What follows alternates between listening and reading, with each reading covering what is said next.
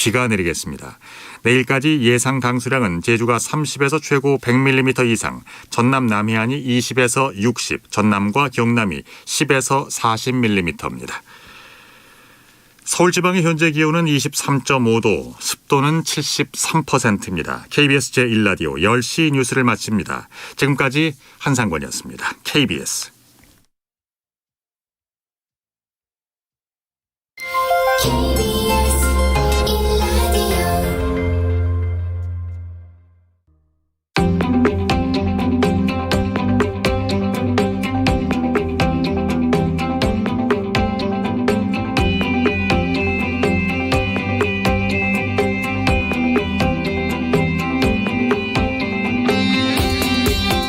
김성환의 시사야.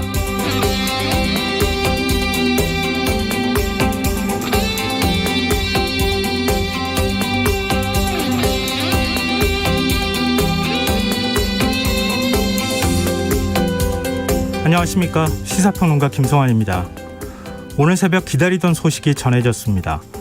보건의료노조와 정부가 밤샘 협상 끝에 파업을 불과 5시간 앞두고 극적인 합의를 이뤄냈는데요. 코로나19 사태 속에 우려했던 의료 공백을 막을 수 있었다는 점은 정말 다행스러운 일이 아닐 수 없습니다. 양측은 13차례나 이어진 마라톤 협상 끝에 공공의료를 강화하고 보건의료 인력의 처우를 개선하기로 뜻을 모았는데요. 합의문에는 환자의 중증도를 고려해 간호사를 배치하고 간호사 한 명이 돌봐야 하는 환자 수를 법제화하는 내용이 포함되어 있는 것으로 알려지고 있습니다. 큰 산을 넘었지만 남은 과제도 많습니다. 합의 사항들 가운데 상당수가 법을 개정하거나 예산을 확보해야만 실천할 수 있기 때문인데요. 번아웃에 내몰린 의료 인력들에게 버틸 수 있는 힘을 주기 위해서는 정부와 정부 부처들이 책임을 다하는 모습을 보여줘야 하겠습니다. 코로나19와 정치권 소식 잠시 후 뉴스에서 자세히 살펴보겠습니다. 민주당 순회 경선을 앞두고 대선 주자 간 신경전이 가열되고 있습니다. 특히 여권 내 선두권을 달리고 있는 이재명 경기지사와 이낙연 전 대표 측에서는 네거티브식 설전을 넘어 상대방이 위법 가능성을 제기하는 목소리까지 나오고 있는데요. 이런 상황 어떻게 봐야 하는지 더 깊이 있게 들여다보는 인터뷰 시간에 이재명 캠프 대변인과 이야기 나눠보겠습니다. 목요일 코너죠. 경제 이슈를 쉽고 재미있게 풀어보는 박종훈의 경제 한방. 오늘은 특별금융정보법, 이른바 특금법 시행을 앞둔 가상화폐 시장을 살펴볼 예정인데요. 많은 관심 부탁드리겠습니다. 김성환의 시사에는 청취자 여러분들의 관심과 참여를 기다립니다. 방송 내용과 관련해 의견 있으신 분들은 문자 보내주십시오. 당첨된 분들께는 모바일 상품권 보내드릴 텐데요. 참여하실 번호는 샵 9730이고요. 짧은 문자는 50원, 긴 문자는 100원의 이용료가 부과됩니다. 콩 게시판을 통해서도 무료로 참여하실 수 있고요. 콩 어플리케이션과 KBS 라디오 유튜브 채널을 통해서도 저희 방송을 실시간으로 시청 또 참여하실 수 있습니다. KBS 라디오 김성환의 시사야. 그럼 지금 시작하겠습니다.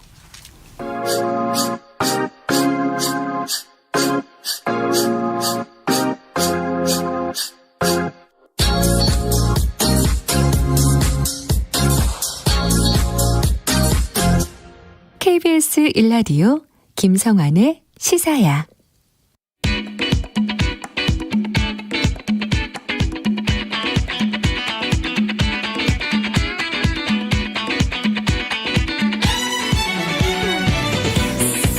오늘 놓쳤던 뉴스 꼼꼼히 정리해드리는 뉴스야 시간입니다. 오늘은 곽재훈 프레시안 기자 나와 계십니다. 안녕하세요. 네, 안녕하세요. 오늘도 먼저 코로나19 현황부터 살펴볼까요? 네, 중앙방역대책본부는 오늘 자정 기준 신규 확진자가 1961명 늘어 누적 확진자 수 25만 5,401명이 됐다고 밝혔습니다. 신규 확진자 수는 어제보다 63명 줄었지만 여전히 2,000명에 육박했습니다. 신규 확진자 감염 경로를 보면 이 지역 발생이 1927명, 해외 유입이 34명이었는데요. 지역별로는 서울, 경기, 인천 등 수도권이 지역 발생 확진자의 70.7%, 1,363명을 차지했습니다. 수도권 지역 발생 확진자 비중이 지난달 31일부터 4일째 70%대를 기록하고 있습니다. 오늘 오후 9시 잠정직 개시는 어떻게 나왔나요? 네, 방역당국과 서울시 등 지자체에 따르면 오늘 오후 9시까지 코로나19 양성 판정을 받은 확진자 수는 1,652명으로 어제 같은 시간 대비 94명 줄어들었습니다. 이에 따라 오늘 자정 기준으로 발표될 신규 확진자 수는 약 1,800명대, 많으면 1,900명 안팎에 달할 것으로 예상됩니다. 네. 그리고 공급 차질 우려가 제기됐던 모더나 백신, 그리고 정부가 루마니아와 협력해 구매한 화이자 백신 오늘 국내에 들어왔어요. 네, 정부가 모더나로부터 받기로 한 이 코로나 백신 600만 회분이 2일부터 주말까지 순차적으로 국내에 공급됩니다. 중앙사고수습본부 손영래 사회전략반장은 모더나 백신 102만 1천 회분이 이 항공편으로 오늘 오후 인천공항에 도착할 예정이라면서 앞으로도 차곡차곡 순차적으로 도입될 예정이라고 밝혔습니다. 또 정부가 루마니아와 협력해 확보한 백신 150만 3천 회분 가운데 화이자 백신 52만 6,500회분도 오늘 오후 3시 인천공항에 도착했는데요. 나머지 화이자 백신 52만 6,500회분과 모더나 백신 45만 회분은 오는 8일 오후 3시에 항공편을 통해서 국내에 들어오게 됩니다. 이 화이자 백신은 정부가 루마니아 정부로부터 구매한 것이고요. 모더나 백신은 루마니아 정부에서 받되 정부가 의료 물품을 제공하는 상호 공여 방식으로 확보한 물량입니다. 정부가 백신 공급에 여유가 생겼다고 본 걸까요? 한시적으로 그동안에 늘렸던 백신 접종 간격, 특히 이제 mRNA 백신과 관련해서 9월 이후 다시 조정할 수 있다, 이런 입장을 밝혔어요. 네, 앞서 이제 보건당국이 화이자는 3주, 모더나는 4주 간격으로 1, 2차 접종 사이의 간격을 권고를 했는데 네. 모더나에서 이제 7, 8월에 물량을 제때 공급하지 못함에 따라서 지금 접종 간격이 한시적으로 6주까지 늘어난 상태인데요. 오늘 이제 정부 코로나19 예방접종 대응추진단 브리핑에서 9월까지 한시적으로 화이자, 모더나 백신의 접종 간격으로 6주로 적용하고 있는데 백신 도입 시기와 양을 고려해 간격 재조정을 검토할 예정이다, 이런 발표가 나왔습니다. 네, 좀 그렇게 됐으면 좋겠네요. 그리고 부산 지역에서 유통기한이 지난 코로나19 백신을 접종한 사실이 확인됐어요. 네, 오늘 부산시 등에 따르면 이 부산 북구의 모 병원에서 유통기한이 지난 화이자 백신을 접종한 사례가 나왔는데요. 해당 백신은 지난달 27일까지가 사용 기한인데 병원 측이 29일 그리고 30일에 접종을 한 겁니다. 문제의 백신을 맞은 인원은 8명으로 70대 1명, 그리고 50대 2명, 30대 4명, 그리고 20대 1명 등이었습니다. 이 중 2명이 복통과 몸살 증세를 호소하는 것으로 나타났고요. 부산시 측은 보건소에서 일주일 이상 반응을 주기적으로 확인할 예정이라고 밝혔습니다. 부산시에 따르면 이 사건 이전에도 유통기한 만료 백신 접종 사례가 2건이 더 있었다고 하는데요. 지난 6월 18일 부산 진구의 한 병원에서 2명이, 그리고 6월 19일 또 다른 부산 진구 병원에서 4명이 유통기한이 지난 아스트라제네카 백신을 맞았습니다. 좀 신경을 썼으면 좋겠습니다, 이런 부분은. 그리고 백신 접종 후 급성 백혈병 진단을 받은 사례가 있었는데 방역당국이 백신 접종과 백혈병 간의 연관성은 없다, 이런 입장을 밝혔어요. 네, 조은희 코로나19 예방접종 대응추진단 안전접종관리반장은 오늘 브리핑에서 대한혈액학회 자문 결과 현재까지 코로나19 백신이 백혈병을 유발 또는 촉발한다는 근거는 없다고 밝혔습니다. 이 자문학회는 접종 후 단기간 내 백혈병 발생은 기존의 이론과 일치하지 않는다, 이런 설명을 했는데요. 그러니까 현재 이제 신고되는 백혈병이 주로 급성 골수성 백혈병인데 이것은 항암제 등 이제 약물로 인해서 발병할 때는 보통 수년 정도 시간이 걸린다. 이것이 이제 기존의 이론이라는 겁니다. 네. 김진석 대한혈액학회 학술이사는 병인론을 고려해 볼 때 코로나19 백신 접종 수일에서 수개월 이후 급성 골수성 백혈병이 발생한다는 것은 이론적으로 맞지 않은 것으로 판단한다고 밝혔습니다. 앞서 국내에서 코로나19 백신 접종 뒤에 이 급성 골수성 백혈병 진단을 받았다, 이런 사례들이 나왔고 청와대 국민청원 게시판에도 관련 청원글이 올라와서 좀 눈길을 끈 바가 있습니다. 네. 보건의료 노조가 사실은 오늘 노정 간의 합의가 안 되면은 오늘 오전 7시부터 파업에 들어가겠다, 이런 입장을 밝혔는데 이 정부와 밤샘 협상 끝에 일단은 합의안을 만들었어요. 어떤 내용입니까? 네, 총파업을 약 5시간 앞두고 새벽 2시에 정말 그 벼랑 끝에서 이제 합의안이 네. 타결이 됐는데요. 정부 측이 이제 노조의 요구를 수용해서 코로나19 중증도별 근무당 간호사 배치 기준을 6월까지, 그리고 세부 실행 방안을 10월까지 마련할 예정입니다. 생명안전수당으로 불리는 감염병 대응 의료인력 지원금을 제도화해서 내년 1월부터 시행을 하기로 했습니다. 또 공공병원 확충을 위해서는 오는 2025년까지 70여 개 중진료과마다 1개 이상의 책임 의료기관을 지정해 운영하기로 했고요. 이를 위해 현행 예비 타당성 조사를 개선하고 신청 요건을 갖춘 경우에는 이 예타를 면제받을 수 있게 노력해야 한다. 이런 내용도 합의문에 담겼습니다. 또 70개 중진료권 가운데 20개 지역에서는 지금 공공의료기관이 부족한 상황인데 이 지역 주민들의 강한 요청이 있는 울산, 광주, 인천, 대구, 동부산, 제천 등 이제 이런 경우에는 해당 지자체 및 재정당국과 논의해서 공공병원 설립을 추진하기로 했고요. 또 2024년까지 권역 감염병 전문병원 4곳을 설립하고 그리고 2026년까지는 중앙 감염병 전문병원 완공을 위해 노력한다. 이런 내용도 합의문에 포함이 됐습니다. 이 공공병원 관련 사안은 보건의료노조가 참여하는 이 가칭 공공의료 확충 및 강화 추진 협의체라는 별도 협의체를 통해서 추가로 이제 다뤄나가기로 했습니다. 또 간호 등급 차등제를 간호사 1인당 실제 환자 수 기준으로 상향하고 교대 근무제를 비롯한 이 간호사 근무 환경 조성 시범 사업을 내년 3월 중으로 이제 시행을 하도록 하고요. 또 야간 간호료 확대 등도 추진하기로 했습니다. 네. 어제 협상장에 김부겸 국무총리가 나타나서 개선에 대한 어떤 정부의 의지를 보여준 것도 협상 타결에 한 긍정적인 요인으로 작용했다 이런 말도 들리던데요. 문재인 대통령도 협상 타결과 관련해서 감사의 메시지를 전했어요. 네, 문재인 대통령은 오늘 오전 참모회의에서 새벽 노정 합의가 이뤄져 정말 다행이라면서 국민을 먼저 생각해줘 고맙다. 이 보건의료 노조에 대해 이런 뜻을 전했습니다. 문 대통령은 K방역의 성과는 보건의료인의 헌신과 노고 때문임을 잊지 않고 있다면서 이번 합의는 공공의료를 강화하고 보건의료 체계를 내실 있게 만드는 계기가 될 것이라고 강조했습니다. 또 정부는 공공의료 인프라 확충과 보건의료 인력 처우 개선 등 합의를 성실히 이행하기 위해 국회와 적극 협의하고 노조와도 협력하기 바란다고 당부했습니다. 근데 뭐 지금 합의안도 설명해 주시고 문재인 대통령 메시지도 얘기하셨는데 내년에 공공 병원을 설치하는 예산이 단 한 푼도 배정되지 않았다. 이런 얘기도 지금 나오고 있지 않습니까? 과연 그걸 얼마나 실천하느냐 이런 문제도 있는 것 같고 법적 제도적 정비도 지금 필요한 상황 아니겠어요? 네, 공공병원 같은 경우는 이제 작년에 이제 의협 네. 사태 때 이제 정부가 이제 의협과의 협의 없이 추진하지 않는다 뭐 이런 합의를 한 바도 있기 때문에요. 그 부분도 지금 풀어야 될 부분인 것 같고 그리고 예산안 같은 경우에는 지금 내년도 예산안이 국회에 제출된 상태인데 네. 아마 예결위 심의 과정에서 이런 지금 보건의료 노조 파업 이제 이런 상황을 감안해서 좀 어떤 추가적으로 증감이 반영이 돼야 될 것으로 보입니다. 네. 그런 부분까지 같이 논의를 좀 했으면 좋겠어요. 많은 분들이 좀 실망스럽다 막 이런 얘기도 하고 있고 정부가 정말 공공의료를 확대하려고 하는 의지가 있는 것이냐 이런 비판의 목소리도 일부 나오고 있기 때문에 이번 문제하고 같이 좀 풀어갔으면 좋겠다 이런 생각이 듭니다. 자, 이제 화제를 좀 바꿔볼까요? 민주당 윤호중 원내대표 언론중재법 개정 논의를 위한 협의체 구성에 속도를 내겠다 이렇게 밝혔네요.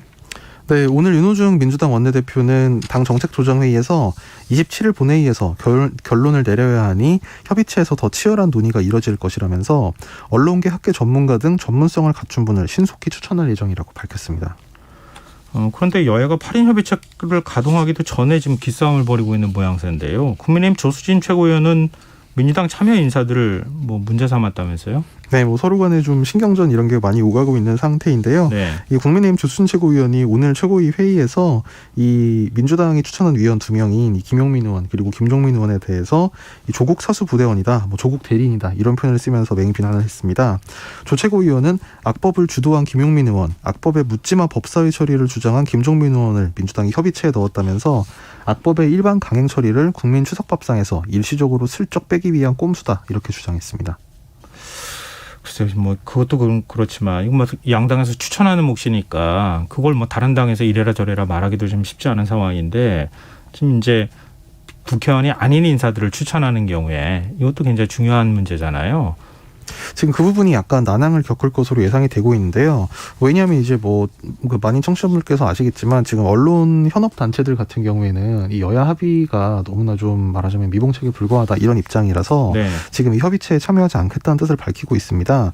그래서 지금 이를테면 언론노조, 기자협회, 방송기자연합회 등 5개 언론 단체가 협의체 불참을 선언한 상황인데요.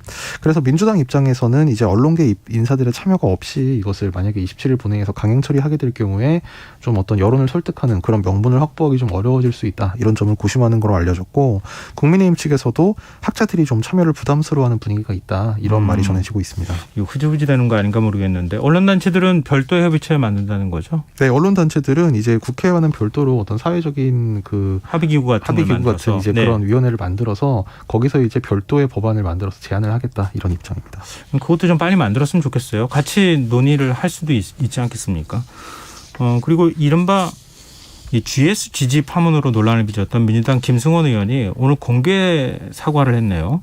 네, 김성원 의원은 오늘 SNS에 올린 사과문에서 자신은 나약하고 무기력했다. 그것이 저를 서두르게 했고 어리석음에 빠지게 했다면서 더 인내하고 노력해야 했다. 성급하고 어리석었다. 이렇게 반성하는 그 모습을 반성하는 취지의 글을 올렸습니다. 네. 이 김 의원은 박병석 의장님 다시 한번 사죄의 말씀을 드린다.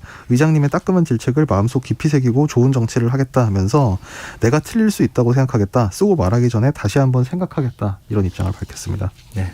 지금 여러분께서는 KBS 라디오 김성환의 시사야와 함께하고 계십니다. 계속해서 뉴스야 이어가겠습니다. 국민의힘 대선주자들이 경선룰, 특히 이제 역선택 방지 조항을 넣느냐 마느냐를 두고 지금 갈등을 빚고 있는데 이준석 대표가 오늘 진화에 나섰어요. 네, 결국 그 경선 룰을 어떻게 할 것이냐 이 논란이 그 정몽원 경선관리위원장의 거취 논란으로까지 이어지면서 네. 결국 당대표가 직접 진화에 나섰는데요. 이 대표가 오늘 최고위원회의에서 이 추가적 논쟁을 막기 위해 사실관계를 명확히 하겠다면서 경선준비위원회는 3차에 걸친 경선안 등을 포함한 경선 계획안을 최고위에 보고했고 최고위는 해당 안을 추인했다. 일단 이렇게 현재까지 진행 상황을 설명을 한 다음에 이와 별개로 선관위는 기추인된 경선준비안을 수정하고 적용할 수 있는 권한을 갖고 있다. 이렇게 교통 정리를 시도를 했습니다. 그러니까 이게 무슨 말이냐면 앞서서 이제 역선택 방지 조항을 도입하지 말자 반대하는 측에서는 이미 경선준비위원회에서 도입하지 않기로 결정해서 최고위의 승인까지 받은 거 아니냐. 이걸 왜 이제 와서 뒤엎으려고 하느냐. 안 된다. 이런 입장이었고 반면 이제 도입하자는 측에서는 아니 경선준비위원회가 이거를 결정할 수 있는 권한이 있는 게 아니다. 그래서 최고위의 승인을 받았다는 것도 사실과 다르다. 이런 주장이었는데요. 이준석 대표의 오늘 얘기는 어쨌든 그 경선준비위원회 안을 최고위가 추인한 것은 맞다. 그러나 이제 선관위에 이 수정 권한이 있는 것도 맞다. 그래서 결론적으로는 선관위 측에 손을 이제 들어준 그런 모양이 힘을 됐습니다. 실어줬다. 네. 그럼 그 힘을 받은 정홍원 선관위원장은 어떤 입장입니까? 네, 정몽원 선관위원장은 오늘 이제 양측의 논란 자제를 촉구를 했는데요. 오늘 발표한 입장 그 호소문 형식의 입장문에서 처음도 나중도 공정이란 가치를 최고 목표로 삼고 사심 없이 경선을 이끌어가겠다면서 후보자들도 이 각자의 힘을 결집할 수 있는 유쾌한 경선이 되도록 참여와 협조를 간곡히 부탁드린다. 이렇게 호소를 했습니다. 다소 원론적이었는데요. 이 전날 정 위원장은 선관위 회의에서 내가 특정 후보를 지지하는 거 아니냐는 식으로 경강부회하는 그런 발언은 적절하지 못하다. 이렇게 좀 상당히 발끈하는 태도를 보이기도 했습니다. 지금은 안 된다 이 사이에 또 절충안 같은 게 논의되고 있다면서요. 네, 근데 사실 어쨌든 이런 안에 대해서도 찬반 양측이 모두 사실 좀 뭐랄까요, 이런 중재안에 대해서는 좀 이렇게 열린 입장이라기보다는 좀 절대 안 된다 이렇게 그러니까 고수하는 원론적인 입장이다. 입장을 고수를 하고 있는 상황이어서 이 중재안이 힘을 받을지는 모르겠으나 어쨌든 지난주에 이제 하태경 의원이 먼저 이제 1차로 중재안이라는 것을 제안을 했었고 이제 그 내용은 1차, 2차, 3차를 모두 그러니까 이를테면 여론조사 비율을 지금 100%, 70%, 50% 이렇게 하기로 돼 있는데 3차가 1차, 2차, 3차를 모두 50대 50으로 하자 이런 제안을 내놨었고 그건 또 다른 분란을 일으킬 것 같은데. 그렇죠. 네. 그리고 오늘은 김태흠 의원이 역선택 방지 조항이 포함된 조사, 제외된 조사를 2개를 다 해서 오차 범위가 얼마나 되는지 확인한 다음에 크지 않으면 2개를 섞어서 쓰자. 이런 주장을 했는데요. 네. 이 역시도 말하자면 이제 하지 말자는 측이나 하자는 측이나 좀 마음에 차지 않는 제안이 될 것 같습니다. 네. 참 어려운 문제입니다. 그리고 이제 말씀은 안 하셨지만 1차 때만 역선택 방지 조항 넣고 2, 3차 가는 사이에는 그거는 이제 빼도 된다. 이런 얘기도 있는 것 같던데. 네, 이제 그런 얘기도 이제 일부에서 나오고 있는데요. 다만 그 모든 거에 대해서 지금 선관위 측이나 후보 측이나 아직 결정된 게 하나도 없다. 이런 입장만 밝히고 있습니다. 네. 오늘 여론사 전문가들의 의견을 청취했다고 하니까요. 하여튼 다음 주쯤에는 아마 결론이 나오지 않을까 이런 생각이 드네요. 아마 이번 주말 늦어도 다음 주 월요일 정도에는 나올 것 같습니다. 네. 그리고 오늘 이 뉴스가 굉장히 많은 분들이 아마 관심의 대상이었을 것 같은데 한 인터넷 매체를 통해서 윤석열 전 검찰총장 관련 의혹이 제기됐어요. 네, 일단 이 내용 자체가 좀 뭐 좀 복잡해서 뭐 이해하기 좀 어려울 이제 그런 부분이 있을 수도 있는데요. 네. 뉴스버스라는 오늘 인터넷 신문이 오늘자 보도를 냈는데 내용은 작년 4월 3일 당시에 대검의 한 고위 관계자가 이제 검찰 출신인 이 김웅 당시 통합당 국회의원 후보에게 유시민, 최강욱 등 그 여권 정치인들을 포함해서 그리고 언론인 또 성명 불상자 등 총 11명에 대한 고발장을 이름을 비운 형태로 작성해가지고 이 김웅 당시 후보에게 전달했다 이런 내용입니다. 예. 그 이제 그 말하자면 피고발인이라고 할 수 있는 이제 유시민, 최강욱 그 이런 그 피고발인들의 혐의는 이른바 검언유착 보도 그리고 도이치모터스 주가 조작 보도 이런 보도를 통해서 윤석열 당시 검찰총장 그리고 윤 총장의 부인인 김건희 씨 또 한동훈 검사장 등 3명의 명예를 훼손했다 이런 내용이었다는 건데요. 이 적용 혐의는 공직선거법 위반 그리고 정보통신망법 명예상의 그 정보통신망법상의 명예훼손이었고 고발장 수신인은 대검 공공수사부장으로 돼 있었다. 이것이 이제 언론이 전한 의혹 내용의 골자였습니다. 그 손준성 차장검사가 그 판사 이른바 뭐 뒷조사 문건인가 사찰 문건이라고 하는 거 그거 작성했다고 하는 당사자였던 거죠. 네, 예전에 논란이 됐던. 이제 그 문건의 성격을 놓고는 사실 좀 아직까지 논란이 있는 상태인데요. 성격은 뭐 그렇지만. 근데 다만 이제 방금 말씀하신 것처럼 아까 제가 이제 대검 고위 간부라고 표현한 것이 이제 그 바로 이 손준성 차장검사를 말씀을 드린 건데 손 차장검사가 당시 맡았던 보직이 이 대검 그 수사정보정책관이라는 보직인데 이게 소위 말하는 과거의 범죄정보기획관 네. 일명 범정이라고 불렸던 그 부서를 그 통할하는 장이거든요. 그러니까 이게 뭐 청와대 민정수석이랑 마찬가지로 말하자면 검찰총장의 핵심 참모 특히 그 정보 수집을 담당하는 핵심 참모이기 때문에 이 직위에 있던 그 말하자면 참모가 이제 어떤 이런 어떤 고소 청부, 고발 청부 이제 이런 것을 했다는 의혹이 나오니까 바로 이제 화살이 당시 검찰총장이었던 윤석열 전 총장을 향하게 된 겁니다. 그러니까 윤 전 총장이 검찰총장 시절에 최측근이었다 이렇게 봐도 무방할 것 같은데 또 하나의 뭐 이건 정보 차원이지만 윤 전 총장의 부인 김건희 씨 관련된 의혹을 제기했던 곳이 뉴스버스라는 곳이었던 곳이죠. 이전에도. 뉴스버스가 이제 김건희 씨랑 인터뷰를 했었죠. 예, 그렇죠. 네네. 예, 예. 이게 참 묘하게 여러 가지가 지금 얽히고 있는 이런 상황인데 지금 국민의힘 김웅 의원하고 윤 전 총장은 어떤 입장입니까? 네, 일단 이 의혹에 언급된 당사자들은 모두 이제 강경하게 부인하는 입장을 밝혔는데요. 먼저 이제 손준성 차장검사는 연합뉴스 인터뷰에서 황당한 내용이다. 아는 바가 없어서 해명할 내용도 없다. 이런 입장을 밝혔고 네. 그 손 차장검사로부터 이 고발장을 전달받은 것으로 보도가 된 김웅 의원은 당시 우리 당이 고발을 한 바 없고 저도 공론화를 한 바가 없다. 이렇게 역시 부인하는 취지의 입장을 밝혔는데 네. 다만 김 의원은 당시 의원실에 수많은 제보가 있었고 제보받은 자료는 당 법률지원단에 전달했다. 그러니까 고발장이라든지 어떤 자료가 받았고 그걸 전달했을 가능성에 대해서도 지금 그렇죠. 그 부분에 대해서는 부인을 하지 않았습니다. 그래서 제보받은 자료를 당에 전달하는 것은 전혀 문제가 될 수 없다면서 정당과 국회의원은 공익신고 대상이다. 공익제보를 청부고발처럼 몰아가는 것은 공익제보를 위축시키는 것이다. 이런 입장을 밝혔는데요. 그러니까 뭔가를 전달받은 것은 사실이나 네. 그 내용이 어떤 뭐 청부고발, 뭐 고발 사주라기보다는 공익제보다 아마 이런 입장을 밝힌 것으로 보입니다. 그리고 윤석열 전 총장 같은 경우는 이 기사에는 명시적으로 언급이 안 됐지만 네. 방금 제가 말씀드린 이 당시 이 의혹 대상자가 이 수사정보정책관이라는 핵심 검찰총장의 참모였기 때문에 이제 여러 그 정치권에서 의혹 제기가 바로 윤 전 총장을 향하게 됐는데요. 윤 전 총장은 오늘 이제 대선 캠프 공보실 그리고 대변인을 통해서 검찰총장 재직 중 어느 누구에 대해서도 고발 사주한 바가 없음을 분명히 밝힌다. 또 윤석열 검찰이 그 형사고발을 사주했다는 것은 명백히 허위 보도이고 날조다. 이거 강경 대응하겠다는 입장을 밝혔습니다. 네. 이 뭐 여러 가지 정치적 논란으로 가면 핵심을 잃어버리게 되는데 핵심은 손준성 차장검사가 그런 고발장을 작성해서 전달해 준 사실이 있느냐 없느냐 그게 핵심이 되는 거 아니겠어요? 네, 그렇죠. 물론 이제 그 자체도 이제 문제인 것이고, 그러니까 그 여권 이제 뭐 더불어민주당이나 이제 열린민주당 측에서는 이거를 과연 이제 만약에 손 차장 검사가 그렇게 했다면 분명히 당시 어떤 윤석열 검찰총장의 뭐 지시나 묵인이 있었을 것이다. 사실 그 점이 지금 이 의혹을 가장 크게 키우는 뭐 그 연료 역할을 하게 되는 것 같습니다. 네, 뭐 그럼 거기까지는 나가는 거든 정치권이 지금 주장하고 있는 바고 이제 논쟁의 핵심은 이제 거기에 있는 것인데. 지금 열린민주당도 입장을 냈죠. 민주당 입장은 방금 전에 말씀해 주셨으니까 네, 뭐 열린민주당도 민주당과 비슷한 입장입니다. 그러니까 이것에 대해서 뭐 법사위 그리고 뭐 그 검찰과 법무부도 감찰을 해야 되고 공수처도 수사를 해야 한다. 그리고 뭐 윤석열 총장은 대선 행보를 중단해야 한다. 이런 비슷한 취지의 입장이 범여권에서 일관적으로 나왔습니다. 국민의힘 분위기는 어떻습니까? 네, 이준석 대표는 일단 오늘 기자들과 만나서 이 확인된 사실이 많지 않아 보인다. 이 크게 문제가 되지 않을 것이다. 이렇게 두둔하는 반응을 보였는데요. 반면 홍준표 의원 같은 경우는 이 검찰총장의 양해 없이 가능했겠느냐. 총장이 양해하지 않았다면 어불성설이다. 이렇게 얘기하면서 윤석열 후보가 직접 밝혀야 할 문제다. 이렇게 말했습니다. 좀 약간 눈길을 간 부분 중에 하나는 당사자라고 할 수 있는 김웅 의원이 네. 이 의혹에 대해서 뭐 아주 전면적으로 부인하는 글쎄요, 것은 아닌 듯한 태도를 네. 보였는데요.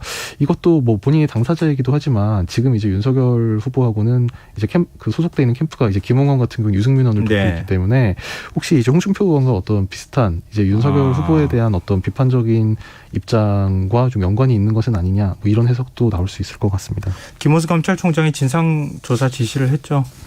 네, 김호수 총장이 오늘 오후 대검 감찰부에 관련 진상조사를 지시했고요. 이에 따라 그 진상조사 결과 감찰 사안이 발견되면 본격적으로 이 대검이 감찰에 들어갈 계획입니다. 이와 별개로 법무부 박범계 장관도 이 보도 내용이 사실이라면 이 중대한 사건이라고 생각한다면서 법무부 감찰관실에 사실 확인을 지시를 했다고 밝혔습니다. 네, 오늘 뉴스아이 여기까지 하겠습니다. 지금까지 곽지훈 프레시안 기자였습니다. 고맙습니다. 감사합니다.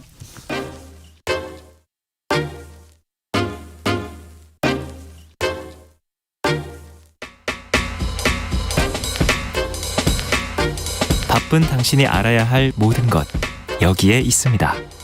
KBS 1라디오 김성환의 시사야.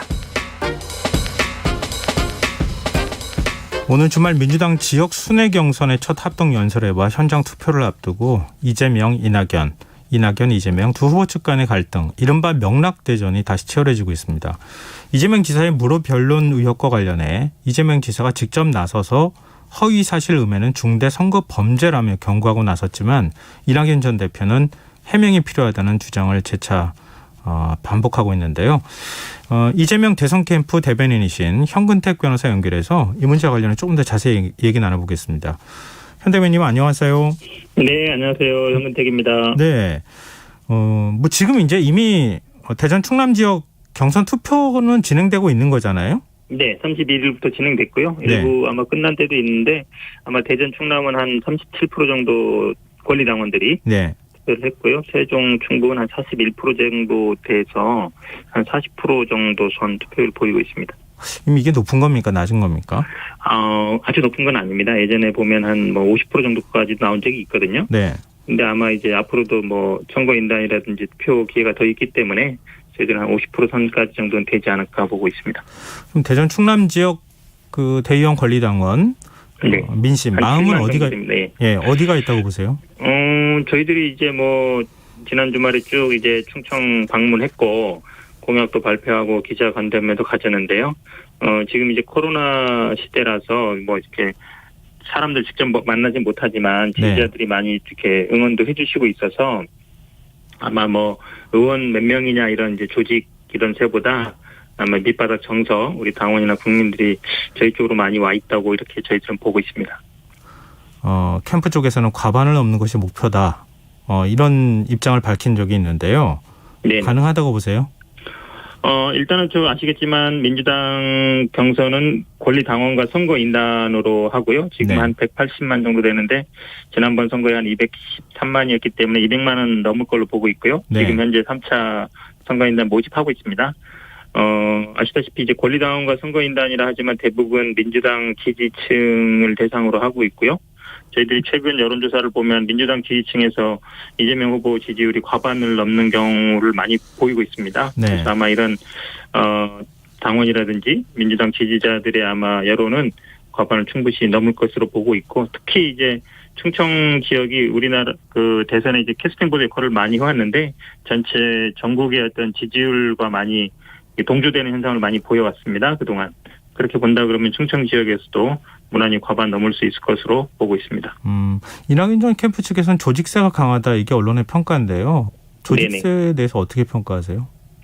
일단 아마 그 조직이라는 건 이제 국회의원이 몇 명 가 있냐 이거를 아마 따지는 것 같은데 저는 뭐 그거는 약간 과거의 문법이라 보고 있습니다. 최근에 이제 과거 같으면 이제 뭐 버스로 뭐 이렇게 체육관 가서 같이 선거하고 이럴 때는 아무래도 국회의원이나 지역위원장의 눈치도 보고 이랬지만 지금은 비대면 시대고 대부분 온라인으로 투표하고 있거든요. 현장에서 투표하는 분들은 그렇게 많지 않습니다. 한 100분의 1, 100분의 뭐 한 1, 2% 정도밖에 안 되기 때문에 네. 사실은 대부분은 이제 온라인으로 투표를 하고 있거든요.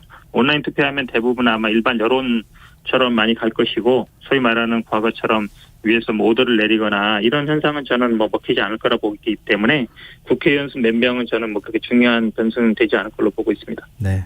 뭐 이낙연 캠프 쪽에서는 좀 다른 얘기 할 것 같긴 한데요. 일단 네네네. 이재명 캠프 쪽 입장이라고 이해하겠습니다. 근데 뭐 지금 최근에 네거티브가 다시 격화하고 있다 이런 뭐 우려의 목소리가 당내에서도 나오는 것 같은데요. 그러니까 네네. 그 핵심이 무료 변론 의혹이에요. 네네. 이낙연 캠프 측에서는 지금 무료 변론 의혹을 계속 제기하는 것이 당연한 검증 과정이다 이렇게 얘기를 하고 있거든요. 네네. 이재명 캠프 측의 입장은 뭡니까? 뭐 저는 최근에 약간 이슈는 옮겨간 것 같습니다. 이제 무료 변론은 어느 정도 좀 소명이 되고 이제 변호사비 전체 공개하라 쪽으로 가는 것 같은 느낌이고요. 왜냐하면 이제 무료 변론 부분은 이제 송도한 후보자께서 일단 이 민변에서 그동안 우리 민변 회원 자기 본인은 회장이었고 회원이니까 도와준 거였다. 그동안 이렇게 도와줄 때는 뭐 계약서를 받거나 사실은 뭐 돈 받거나 그런 건 아니었다. 한마디로 얘기하면 탄원서 써주는 정도로 생각한 거다. 그리고 결 청문 보고서도 여야 합의로 채택됐거든요. 네. 그런 면에서 저는 어느 정도 무료 변론 문제는 클리어됐다라고 보고 있습니다. 근데 일반 국민이 바라보는 시각에서 네네. 헌법재판소 재판관까지 지낸 분이 만약에 변호인단 이름에 올라갔다고 하면 일반적인 국민 입장에서는 좀 상상하기 어려운 거잖아요. 그래서 네네. 이제 의혹이 제기되는 측면도 있고 지금 대형 로펌에서 30여 명의 변호인이 참여를 했다면 네. 수임료 총액이 뭐 최소 수억에서 수십억이 들었을 것이다. 이렇게 이낙연 캠프 쪽에서는 주장하고 있거든요. 이 부분은 네. 어떻게 보십니까? 일단은 현재 소장 출신 이렇게 많이 따지시는데요. 이게 아마 민변의 그 독특한 문화가 있습니다. 저도 민변 회원입니다만 대부분 민변 회원 출신 뭐 정치인이 예를 들어 재판을 받거나 이러면 대부분 회장이나 뭐 임원들이 이렇게 이름을 올려줍니다. 그걸 뭐 돈 받고 하는 건 아니고요. 당연히 네. 그동안 계속 이렇게 해왔고 또 뭐 저희들이 뭐 광우병 이런 거 있을 때도 또 무료 변론도 많이 했거든요. 네. 그런 부분들이 좀 있다. 그러니까 문화적인 뭐 부분이 있다 말씀드리고요. 지금 변호사 30명 그러시는데 사실은 로펌에서 선임계 한 장 들어가면 거기에 뭐 대표 변호사, 뭐 주심 변호사 쭉 여러 명 들어갈 때도 있거든요. 그래서 30명이라는 게 꼭 변호사 30명을 의미하는 건 아니다. 그리고 계속 이제 논점을 이제 변호사비 공개로 가져가고 있는데요. 네. 또 변호사비 공개는 또 그 변호사가 여러 명이다 보니까 이제 그 변호사들 입장도 있거든요. 근데 그분들이 또 동의하지 않을 수도 있고 변호사와 또 의뢰인의 관계는 또 비밀 유지 의무가 있기 때문에 이런 부분을 아마 감안한다 그러면 변호사비를 다 공개해라. 이걸 제가 보기에는 뭐 좀 정치적인 공격 아닌가 이렇게 보고 있습니다. 근데 뭐 연결해서 질문 드리자면 그냥 네. 수임료 공개하면 안 됩니까? 지금 그거 공개 안 하기 때문에 그 부분이 근데 결국 이제 개인 예를 들어서 아마 그거는 이제 상대방이 있는 부분이에요. 왜냐면 결국은 영업 비밀일 수도 있거든요. 어떤 로펌이든지 변호사든지 얼마를 받는다 아니면 이게 부분은 사실은 대부분 공개가 안 됩니다. 이게 뭐 그분이 예를 들어서 공직자로 가거나 이럴 때는 공개돼 있지만 네. 그래서 그 금액이 사실은 뭐 일정하지 않거든요. 많이 받는 데도 있고 적게 받고 이러는데 사안에 따라 다르기 때문에 상대방이 있는 거라서 저는 아마 그 비용을 지급받은 변호사들의 입장도 저는 중요하다고 보고 있습니다. 그러면은 총액이라도 공개해서 지금 이낙연 캠프 측에서는 재산 변동 내역까지 문제 삼고 있잖아요. 네네네. 그 총액과 재산 변동 내역을 좀 비교할 수 있는 정보라도 좀 공개해 주면 이번에 이제 이 이낙연 캠프 쪽에 어떤 의혹 제기하는 입장에서 더 이상 의혹 제기가 어렵지 않을까요? 그러면? 제가 보기에는 뭐 재산 변동 내역은 이제 관보에 다 나와 있고요. 그다음에 아마 이제 대납받아서 재산이 더 늘어난 거 아니냐 그 부분은 아마 시점 좀 잘못 본 것 같고요. 수사가 시작해서 재판 끝날 때까지는 실제 재산은 실제로 자체를 따졌을 때 3억 가까이 줄었고요. 사실은 그렇기 때문에 대납받아서 재산이 늘었다. 제가 보기엔 그거는 말이 안 되는 것 같습니다. 근데 지금 이제 또 하나의 논점은 이렇게 변호사들이 변론에 참여했는데 네네. 지금 이제 송도한 국가인권위원장도 마찬가지지만 네네. 돈을 안 받았다고 하면 이건 이제 김영란법 위반이 되는 거 아니냐 네네. 이거거든요. 근데 또 변호사들 여러 명의 얘기를 들어보고 또 방송에서 나와서 얘기하는 걸 보면 전혀 김영란법 위반 소지가 없다고 말하기도 어렵다 이렇게 나오거든요. 그게 가장 큰 문제가 뭐냐면 이제 금액이 일단 특정이 안 된다는 거고요. 네, 왜냐면 이제 김영란법 위반이 되려면 100만 원 이상이라 해야 되거든요. 네, 근데 이제 그 금액을 특정할 수 있느냐. 왜냐면 그동안 예를 들어 돈을 받다가 갑자기 안 받는 건 아니고요. 그러다 보니까 문제가 되고 사실은 이게 냉정하게 따지면 변호사 업무는 송무와 자문으로 나눌 수 있어요. 송무는 재판하는 걸 말하고 자문은 평소에 자문은 말하는데 사실 우리 각 캠프의 변호사들 다 있거든요. 다 법률 자문 하고 있어요. 네. 그것도 사실은 무료거든요. 근데 보통 뭐 변호사들 자문 받아보시면 알겠지만 건당 수백만 원 받습니다. 네. 근데 그러면 예를 들어서 지금 각 캠프에 있는 변호사들이 자문하는 거 무료로 하는 것도 뭐 만약에 냉정하게 따지면 그것도 문제 되거든요. 네. 그러니까 사실은 뭐 예를 들어 변호사비 공짜로 했느냐 아니면 뭐 재판 공짜로 했느냐 단순히 그렇게 몰아갈 수 있는 문제는 저는 아니라고 보고 있습니다. 네. 근데 이재명 지사가 이낙연 캠프 윤영찬 의원에게 사과를 하라 이렇게 얘기하고 네. 있는 거 아닙니까? 그게 이제 이명박 전 대통령 BBK 사건 그때 이제 삼성에서 변호사비를 대납했다. 이 의혹을 같이 연결해서 제기했기 때문입니까? 아니면 다른 이유가 있는 겁니까? 그게 가장 크죠. 그다음에 뭐 재산이 늘었다 이것도 있지만요. 재산 늘었다는 건 사실이 아닌 게 맞고 사실은 뭐 상상이라고 하면서도 어쨌든 변호사비 대납한 거 아니냐. 그리고 이명박 전 대통령은 삼성에서 그때 한 60억 가까이 됐잖아요. 그 대납받아가지고 구속됐다 이 얘기를 하는데 제가 보기에는 이 비유 자체가 참 잘못됐다. 왜냐하면 대납을 전제 사실로 하고 있고 하필이면 우리가 이명박 전 대통령의 비교를 하고 있는 것이어서 저는 좀 이거는 선을 넘었다라고 보고 있습니다. 그래서 저는 윤영찬 의원이 그 부분에 대해서는 철회하고 사과를 하는 게 저는 맞다고 보고 있습니다. 법적 대응도 고려 중에 있으신 겁니까? 지금 이제 당 선관위에는 저희들이 뭐 이거 조사를 해달라 이렇게 얘기는 했고요. 근데 뭐 당 선관위에 저희들이 제소하거나 뭐까지 가지는 않았고요. 그래도 어쨌든 지금까지 저희들이 뭐 지난번에 대변인을 당 선관위에 제소한 적은 있습니다만 이거를 뭐 국가기관이라든지 외부에 뭐 고발하거나 뭐 그렇게까지 저희들은 아직까지는 하고 있지는 않고요. 왜냐하면 그거는 또 선을 넘는 거기 때문에 원팀 정신에 어긋난다고 봐서 적절한 수위 조절을 하고 있고 저는 뭐 윤영찬 의원이 이거에 대해서는 어느 정도 좀 발언을 철회해 주시기를 저희들은 원하고 있습니다. 근데 이번 논란 계속 가는 거 아닙니까? 지금 여기서 그냥 끝나는 거예요? 아니면은 뭐 사실은 민주당이나 외부에서 이제 다른 정당에서 비판하는 부분이 민주당 저러다가 원팀 깨지는 거 아니냐, 이 네거티브 너무 심하게 가는 거 아니냐 이런 지적도 있거든요. 그래서 이제 그 부분 저희들도 이제 신경 쓰고 있고요. 그래서 이제 요번에도 이제 아마 선관위 조사해달라, 자제해달라 이렇게만 얘기하는 거고 물론 이제 아마 특정 단체나 이런 데서 아마 부패방지법으로 고발을 한 것 같습니다. 저희 후보나 아니면 송두환 위원장이 근데 캠프에도 직접 하지는 않았겠죠. 그러니까 서로 그 정도 선은 지키고 있는 것 같습니다. 그러니까 그것까지 넘어가면 아마 이게 좀 너무 나간다라고 보고 있는데 지난번에 아마 서른 의원님도 경선 약간 못 봐드리겠다 이해했는데 그 다음에는 이제 그런 발언은 없거든요. 네. 경선 불복이라든지 아니면 수사기관에 직접 고소고발을 한다든지 이게 제가 보기에는 이제 어느 정도 이제 마지노선이라고 보는데 아직까지는 저희들이나 다른 캠프나 그 정도는 지켜주고 있지 않나 이렇게 보고 있습니다. 네. 근데 지금 이제 얘기가 지난 얘기지만 저희 청취자 2972님께서요. 국민으로서 변호사 30명 이거부터가 이해되는 일은 아닌 것 같네요. 이렇게 얘기해 주셨는데 이렇게 30명씩 변호사가 필요합니까? 이게 1, 2, 3심이 있고요. 그다음에 지금 말씀드렸듯이 법인에서 로펌에서 선임계가 들어가면요. 거기에 변호사 이름들이 여러 명이 기재됩니다. 그래서 한 3-4명 들어갈 때도 있지만 10명씩 들어갈 때도 있거든요. 그럼 30명이라 해서 그 30명 전부가 아니고 로펌 하나에 예를 들어 여러 명 이렇게 명단이 같이 들어가는 경우도 있어요. 그렇기 때문에 그거를 변호사 30명 다 선임했다 이렇게 단정할 수는 없는 것 같습니다. 지금 이제 국민의힘 일각에서도 지사직 사퇴 요구하고 있거든요. 사퇴 안 할 수는 없을 거고 언제 사퇴하는 겁니까? 일단은 제가 보기에는 이제 법적으로는 어쨌든 12월 9일까지로 돼 있고요. 그 다음에 저희들은 11월 아마 10월 중순경에 이제 경선이 끝나게 돼 있는데, 네. 지사직은 제가 보기에는 아마 최대한 하시는 게 맞다. 왜 그러냐면 경선 끝난 다음부터 그 후보 등록까지는 또 시간이 있거든요. 네. 근데 그때까지 또 아무 일도 안 할 수는 없는 것이기 때문에 이번에도 아마 이제 그 도의에 참가하는 거하고 그다음에 당 선관위 참가하는 것에 굉장히 고민이 많았거든요. 네. 지난번에 이제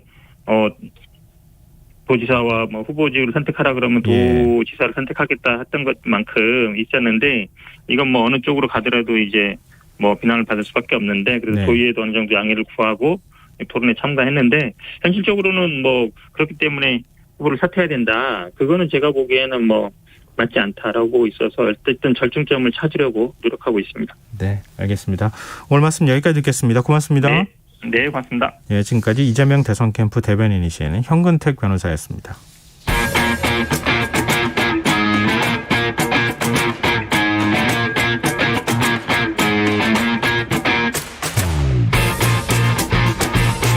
경제 정책부터 실물 경제와 투자까지 어려운 경제 이야기 알기 쉽게 풀어보는 시간입니다. 박종원의 경제 한방, KBS 박종원 기자 전화로 만나보겠습니다. 안녕하세요. 네, 안녕하세요. 네, 오늘 가상화폐 주제로 갖고 나오신다는 소식 듣고요. 아마 청취자분들이 꼭 들어야겠다 이렇게 생각하시는 분들이 많지 않을까 싶어요. 네. 가상화폐 혹시 뭐 관심 많이 갖고 계시잖아요. 투자하는 분들도 상당히 많이 있어서 이 지금 가상화폐에 대해서 그동안에 이제 거기에 따른 이익을 얻을 경우에 거기에 세금을 부과하겠다. 이렇게 나온 게 사실 이제 논쟁의 시작이었잖아요. 네. 근데 그 가운데 있었던 게 특정 금융정보법이라고 하는 거예요. 근데 이게 어떤 법인지부터 먼저 좀 설명 좀 해주세요.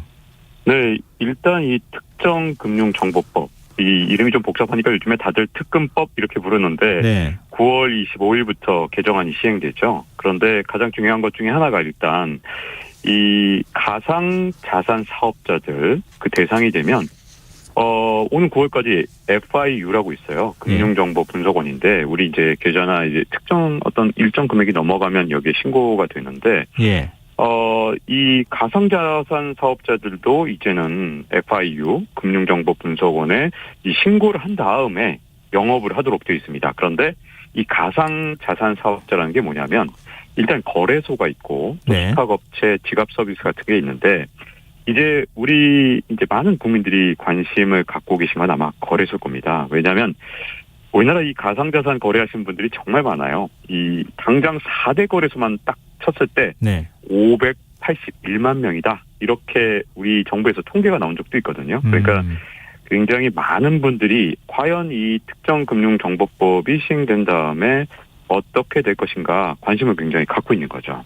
가상화폐 투자한 분들 입장에서 바라볼 때 어떤 영향을 미치는 겁니까? 네, 일단 이 시장에서 특금법이 시행될 경우에 가장 중요한 문제 중에 하나가 가상자산 사업자가 이 대규모 구조조정을 받을 것이다. 이런 전망이 나오고 있는데요. 네. 그 이유가 우리나라의 이 가상화폐 거래소만 하더라도 정부가 파악한 곳이 60여 곳이고요.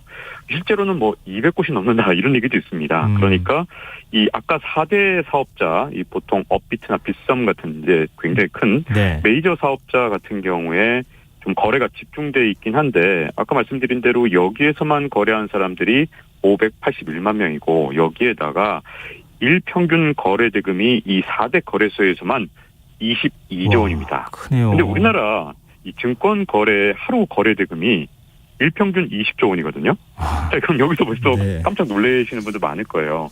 아니 그렇게 증시 투자하는 사람들이 많고 거래도 많이 이루어진다는데 일평균 거래 대금만 보면 가상자산도 만만치 않거든요. 오히려 더 많을 때도 많았기 때문에 자 이러다 보니까 이제 앞으로 과연 거래소가 어떻게 되느냐가 중요한데 이제 9월까지 신고를 해야만 영업을 계속할 수 있습니다. 그런데 이 신고에 꼭 필요한 게 뭐냐면 은행 실명 확인 계좌를 확보해야 되고요. 네. 자, 이 확보를 한 업체가 업비비트를 비롯해서 한 4곳밖에 없고 이 4곳도 아직 못 받은 게 있어요. 그게 뭐냐면 제휴은행 계좌 확인서를 받아야 하는데 예. 은행들이 굉장히 보수적으로 지금 검사하고 있거든요. 그러다 보니까 아직 확인서를 못 받은 상태입니다. 여기에 대해서 이제 금융위 입장은 신고 기간에 추가적인 연장은 없다 이렇게 강경하게 나오고 있기 때문에 네. 일단 9월 24일까지 굉장히 비상이 걸린 상태다 이렇게 볼 수 있고요. 다만 이제 많은 국민들이 거래하는 그런 좀 4대 업체라든가 이런 곳들은 그래도 어떻게든 통과가 되지 않겠느냐 이렇게 보여지고 있는데 어쨌든 뭐 그때까지 어떻게 될지 모르니까 불확실성이 약간 커진 측면은 좀 있거든요. 그렇지만 결과적으로는 양성화가 된다는 거니까 이게 어떻게 보면 시장을 활성화시킬 수 있는 거래 어떤 계기로 보는 분들도 있어요. 그렇기 때문에 이 과연 특근법 시행 과정에서 앞으로 거래소 등록이 어떤 영향을 미칠지 많은 분들이 지금 초미의 관심사를 두고 있는 거죠. 근데 뭐 빅4로 불리는 4대 거래소야 어찌됐든 간에 신고하는 과정이 무난하게 뭐 통과된다 가정하고요. 지금 네. 나머지 거래소에서 가상화폐를 구입해서 갖고 계신 분들은 어떻게 해요? 만약에 거래소가 폐쇄되면? 그러니까 좀 대비를 좀 해둘 필요는 있을 것 같습니다. 왜냐하면 뭐 그래도 4대 업체라든가 아니면 그래도 어느 정도 좀 진행을 해서 이 은행 실명 확인 계좌를 확보하거나 또는 계좌 확인서를 자꾸만 이렇게 진행해 나가면서 준비를 하는 업체라면 괜찮겠지만 그렇지 않은 경우에는 어쨌든 금융위에서 굉장히 강경하게 대응을 할 방침이기 때문에 네. 내가 지금 현재 거래하고 있는 그 거래소가 준비를 착착 진행하고 있는지 확인이 꼭 필요하고요. 이 확인 과정 이제 아직 시간이 좀 있으니까요. 지금부터 그걸 확인해야 될 필요가 있습니다. 이 우리나라에 어쨌든 업체가 200여 곳이나 되니까 네. 나머지 업체들 좀 군소 업체들하고 거래하시는 경우에는 과연 업체가 얼마나 준비하고 있는지 꼭 전화로라도 이렇게 확인을 좀 해보셨으면 하는 생각이 듭니다. 근데 정부는요. 만약에 다른 거래소에서 가상화폐를 구입했다가 거래소가 폐쇄돼서 진짜 아무것도 팔지도 못하는 상황이 됐을 때 구제할 네. 수 있는 방법은 없다는 거예요? 현재로서는 어쨌든 지금 자신의 어떤 개인 지갑으로 옮긴다든가 다른 거래소로 옮길 수 있는 방법이 많기 때문에요. 아직까지는 이제 정부에서는 그런 방안까지는 이제 검토하고 있지 않지만 정말 무더기 폐쇄가 나온다면 뭐 지금까지 제가 금융위 출입 처음 시작했던 게 24년 전이거든요. 네. 근데 그때마다 보면 사실 정부에서 그냥 넘긴 적은 없었어요. 그 IMF 때도 제가 취재를 했었는데 네. 뭐 이렇게 완전히 극단적인 방법으로 한 적은 없었지만 그래도 혹시 세상 일을 모르는 것이기 때문에 네. 약간 보수적으로 좀 접근하는 게 좋지 않겠나 이런 생각이 좀 듭니다. 좀 다른 곳으로 옮기는 이런 방법들을 고려해 보실 필요가 있다. 이제 이런 말씀이시네요. 네, 그렇죠. 지금 코인 시장이라고 우리 흔히들 얘기하는데요. 이게 블록체인 그 산업하고 직접적으로 관련성이 있는 거잖아요.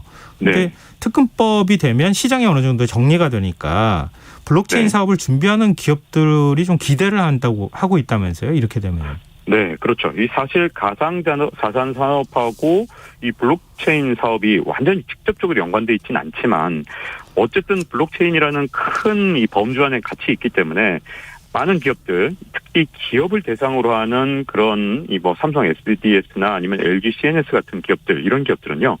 어쨌든 빨리 가상자산이 양성화가 되고 빨리 법의 테두리 안에 들어와야 블록체인을 기반으로 한 이 금융 여러 가지 사업들을 좀 준비할 수 있거든요. 그렇기 때문에 그걸 학수고대하는 기업들, 이런 정보통신 기업들이 좀 많은데요. 예를 들어서 블록체인을 갖고 할 수 있는 것들이 굉장히 많습니다. 왜냐하면 일단 본인 인증 서비스 같은 경우도 블록체인으로 하면 보안이나 모든 측면에서 훨씬 더 나은 서비스를 제공할 수 있고요. 네. 조폐공사도 블록체인 사업을 할 수 있는 거고 또 심지어 모바일 신분증 사업 같은 것도 있기 때문에 지금 준비되어 있는 블록체인 사업들이 굉장히 많거든요. 네. 그런데 아직까지는 이게 법의 테두리 안에 완벽하게 들어와 있지 않으니까 지금 망설이거나 아니면 이 블록체인 사업이 지금 준비 단계에서 지금 도약을 하지 못한 측면도 있거든요.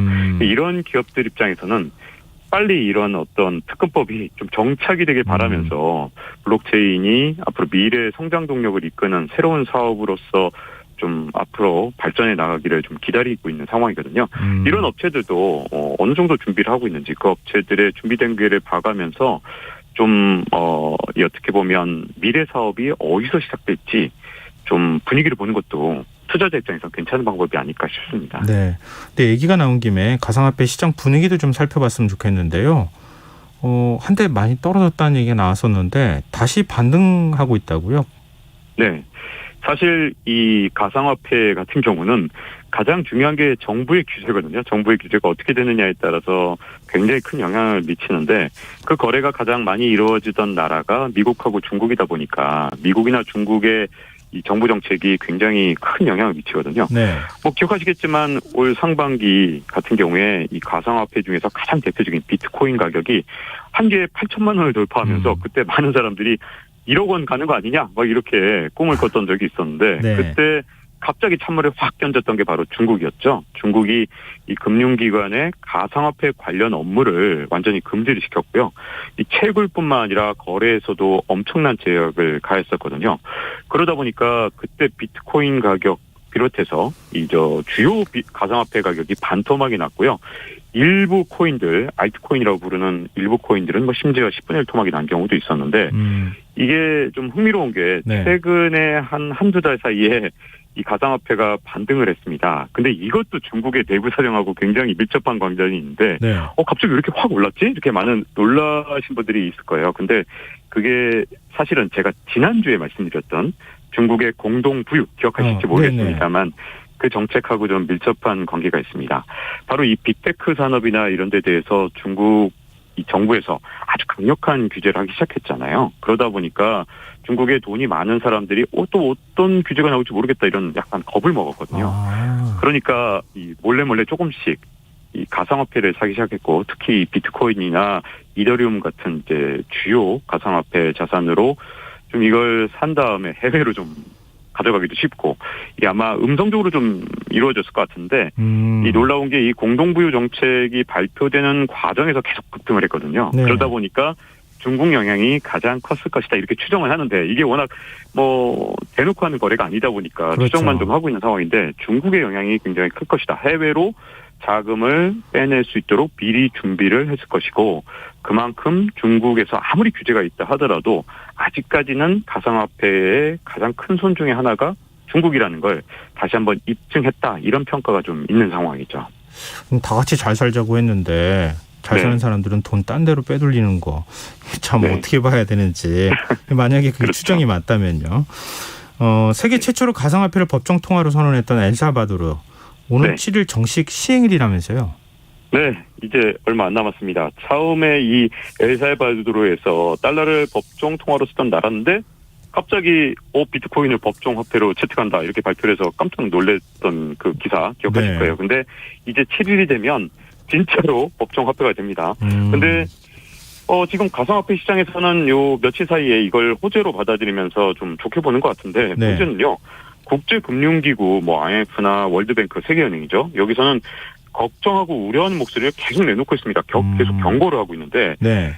엘살바도르 정부에서는 뭐 ATM기를 설치한다든가 뭐 여러 가지 대비를 다 했다고 얘기는 하지만 네. 국민들은 여전히 지금 굉장히 당황하고 있어요. 이게 뭔지 잘 모르는 사람들도 여전히 많고요. 네. 또 하나는 문제는 안다 하더라도 이게 하루에 가격이 뭐 1, 20% 뭐 심하게는 30-40%씩 그러네요. 오르내리는데 네. 이걸 거래 수단으로 쓴다? 이거 괜찮을까? 이런 두려움이 좀 있고요. 그러다 보니까 엘살바도르 국민들이 이 의사당 앞에서 비트코인 반대 시위를 했더니 정부에서 이 반대하는 전문가를 아예 경찰이 나와서 체포하기도 했습니다. 그러다 보니까 좀 황당한 거죠. 네. 경찰이 비트코인 반대한다고 체포를 해? 이런 정도까지 갔고요.